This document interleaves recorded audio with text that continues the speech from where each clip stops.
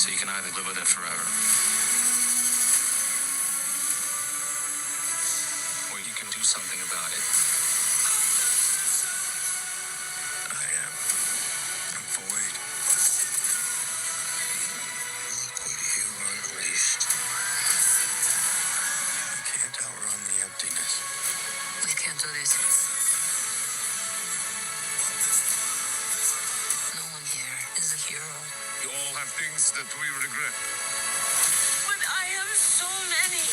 So just got back from seeing the Thunderbolts, and I have to say, I kind of like the Thunderbolts. I like where the new direction of Marvel is kind of heading. Everything is kind of headed to. Now, this is going to be kind of one of those difficult reviews because you don't want to give a lot out, but then at the same time, you're going to have to give a lot to give a little. So I don't think that I can thread that line between not telling you guys a little bit of spoilers in this. So kind of spoilers beware. But this movie essentially takes place after the events of Captain America: Brave New World.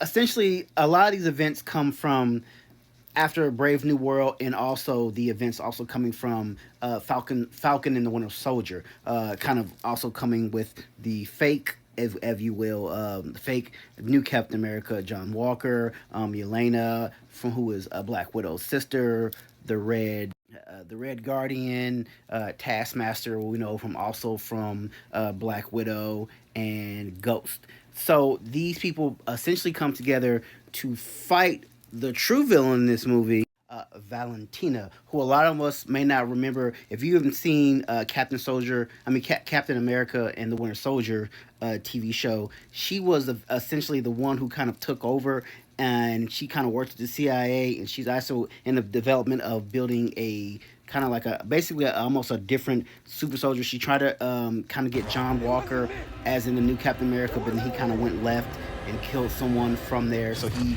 was out. And now, eventually, obviously, in this rendition of the movie, she's actually coming under fire from some of the things she did, and she's actually about to get impeached from her position. And so, she actually wants to clean house of all the things that she's done. So, she essentially sends all these people together to one room so they can kill one another. And once they figure out they're being set up, they must band together to go fight Valentina on top of this new addition to the character, Bob, who is not exactly who he seems, and why he is in here, why he is in the room with them at the same time is a bewilderment to all of them. But now, who Bob is essentially the underlining story of what this movie is essentially about.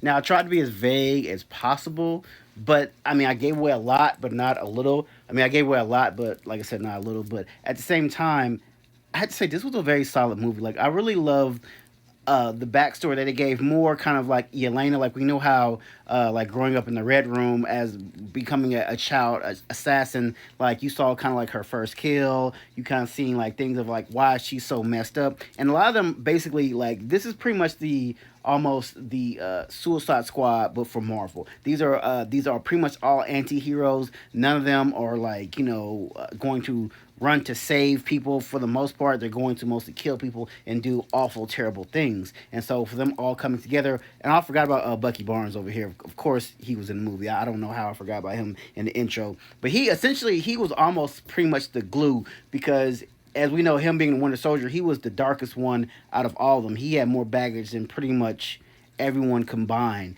And there came a part in there where they could have all ran, but they wanted to face, I guess, the true villain together at the end. And he said, you guys can either run and keep running, but eventually it's going to catch up to you. And so they all pretty much banded together, and that's why they call themselves the Thunderbolts with the asterisk. So, but this was a very interesting movie. Like, I love the direction that they're going with it in. Like I said, I thought this cast was amazing. Like, it's definitely going to be a sequel.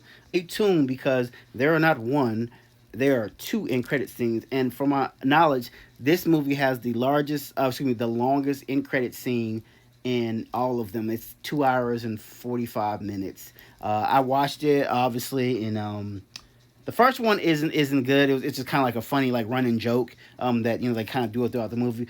But the last one is very telling of what's to come and what alludes to what's coming. So we know This is Phase 5. We know Doctor Doom is going to be Johnny Depp. I'm mean, not Johnny Depp, but Robert Downey Jr. is going to be Doctor Doom, and also like with the Fantastic Four movie coming up next, I think is leading into that realm. So I'm not. I won't give you any of those spoilers away at the end of what the end credit scene is. You guys will like what's coming. I will guarantee you that. Drop those comments. Let me know what you guys think of the Thunderbolts when you do go see it.